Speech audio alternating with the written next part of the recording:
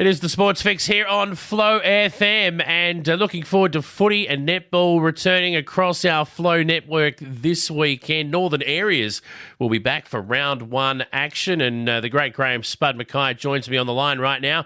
I'm sure he's excited about that. G'day, Spud. How are you? G'day, Jace. Yeah, no, terrific that we've got football back, and we've got to keep our fingers crossed that we get through unscathed. Probably highly unlikely. I mean, individuals, I think, will be affected, but as long as we don't get big numbers in any team, that'll be good. I think umpires were one of the things that we're a bit concerned about because we probably can't afford to lose too many umpires, but we'll work that one out if we get to it. Yeah, that's a really good point, actually, Spud, one that no one else has actually mentioned yet. But in country areas, I mean, footy teams, you know, they're getting affected by the COVID situation is one thing, but yeah, if you had half a dozen umpires go down in a competition, boy, that would certainly put the stocks under real pressure. Yeah, well, we're just going to have to ask the clubs to put up a club umpire on that day in order to get the game played. But, yeah, as I said, we'll meet that when we get there. But there are a couple of plans in place if that does happen. All right. Some rule changes as well. Before we get to round one fixtures, some new rules coming in. Some we'll be familiar with. Others haven't been adopted for good reason. Let's go through what will be changing on the field umpiring-wise and rule-wise in northern areas this year. Yeah, so some of the leagues have already been using these, and that we're trying to get it so that all of the central zone are using the same rules. We get to the Nutrient Cup, and then there won't be any confusion there. So the last touch rule is being brought in, which I think is a great one. It does straighten sides up. They tend not to want to play the boundary as much as what they used to. The third man up, while we don't ask that they have to designate who's going up, if there is a third man comes in over the top, that'll be an automatic free kick to the other side. And we're not implementing the one where you have to stand the mark and not move. You've got to stand the mark, and then there's an exclusion zone around there, etc. But that's not being used the same as what the AFL is. And the other one is that language and that will be policed probably a little bit more than what it has been, but we hope that we don't go to the lengths that the AFL has, because I think that's just gone over the top, and we want to see them, most of our umpires understand that, they've played the game, and I think that's one of the biggest issues in the AFL is that we got, and I know why the AFL are doing it too, is that they're doing it to try and stop the abuse out in the country, but I feel the biggest abuse is coming from spectators at games, and I reckon that's the one that we're going to find very hard to stop, and that's not going to be stopped by going over the top like you are in the AFL. Yeah, no, I couldn't agree more with you on that, Spud. Last thing you want is a player waving to someone in the crowd and having 50 metres given against them, but but spectator abuse is still a concern, and how we address that is an issue. Yeah, any abuse which involves language obviously is going to be penalised, so... that has changed from the years gone by, but we've got to step up and do what we can. Yeah, all right. So that's a look at that. Let's have a look at who's playing who in round one action. Let's get into it. BMW will host Southern Flinders, and Southern Flinders have got a host of inclusions this year. They'll be strong, the Tigers, I reckon. Nick Pearce is still there, and he's brought in some rather big-bodied folk alongside of him. Yes, he has, and as you said, it's his second year, and he found out that they were probably... they've got some good young players there. They just needed a bit more strength around the ball in order to go that next step. So hopefully that'll be what he's done. The big inclusion, of course, is Shane Ballantyne, who returns from South Clare, one of Southern... He played in a premiership side with Southern Flinders. He's a state country rep.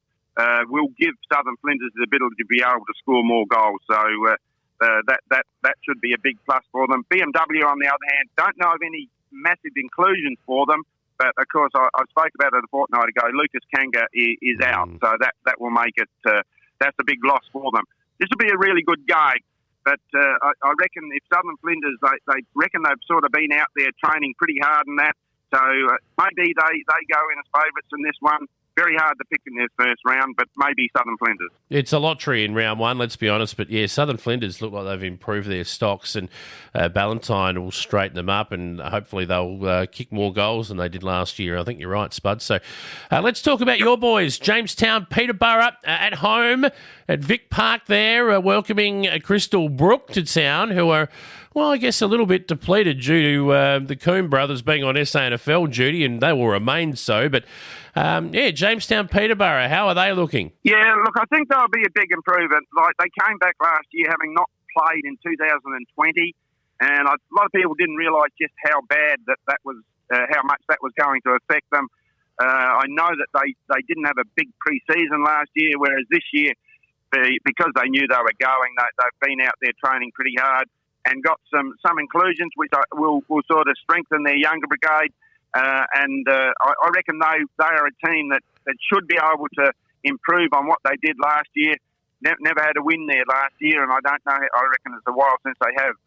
The year before they didn't play the year before, but I don't know what they had in 2019. Crystal Brook, on the other hand, lost Darren Shillaby, who was one of their coaches. That's a big loss for them. Harry Mills returns to the BSR. Matty Coates is coaching them now. A really good player, Matty. He was association and zone rep for us, and was a really good footballer. Knows a lot about the game. His son is coming back. They picked up a Jacob Langdon, and I guess they're strong players that have been around for a while. They'll look for them to lead their juniors because they've got a lot of young kids coming through. They've had good colt sides for a while, so some of those need to go through. But, look, I'll go Jamestown, Peterborough because it's their home ground. But again, don't know exactly how it's going to turn out. Absolutely, mate. And this is the one round a year where you can absolutely tip Jamestown, Peterborough and not seem silly about it. That's right. Yeah. I think, in fairness, we've got to wait to the end of the first round to see what is happening, and then we've got a pretty fair idea. That's exactly right, mate. And Broughton Mundura at home. Port Broughton, Orroroo come to town, the reigning champs. What do we make of this? Well, Orroroo have got a lot out, but they've still got a pretty strong side. Tom Moten will be missing for a while because he's injured, but they've lost Patrick McCarthy, Matt Delmenico, Nick Homps, Billy Tapscott, Ben Reed. There's 5 pretty good players gone out of there. They'll bring up some of their senior colts. They had a good senior colt side there last year, so they'll still be somewhere around the mark. Broughton Mundura, they've lost Tommy Whelan, Matty Hayes, Braden Allen, Hamish Nitsky, and a couple of others too, I reckon. Again, they will bring up colts. So in this first round, we'll see some of them playing A-grade footy for the first time, and it's a matter of which one of those sort of develop the quickest as to whether their sides are able to still be up there. Cody Sims is one that will be looked at, I would have thought, for Broughton Mundura. Really good player. And then, of course, they got the Hewitt boys playing for them. So they'll still be around it. Again, really hard to pick. Maybe I'll go Broughton Mundura with this one, only because it's their home ground. Orroroo, they're a side that doesn't train a lot in the early rounds, so that they then sort of can't meet their best footy when it gets around final side, which is what you want to do. Yeah. Got to mention that this is the Anzac round 2. Yes. So therefore we've got an earlier start. Our junior colts kick off at 9:15, so that's about 10 minutes earlier than what they normally do. And then we have an Anzac ceremony at 2:30 where the netballers and footballers are all involved in that. And I think that's a great idea because it gives our younger ones a better appreciation of what Anzac Day is all about. We have the AP Sullivan medal, which is given for one game, and the Ruth Kitto medal, which is given to the best netballer in that match too. But the other games are given a medal, but it's not actually named. And that was because of the Community Football Board when they first set this up. They only wanted one of them named. So that's what we've done. So it should be a great round of footy. Looking forward to it. The weather should be good, and hopefully there'll be some rain next week. Fingers crossed for you on the rain front, Spud. But let's bring on the footy. Good stuff, mate. Great chatting with you. Enjoy the footy this weekend, and thanks again, mate. We'll catch up with you next week to see how it all went. Okay, thanks, Joe. Catch up.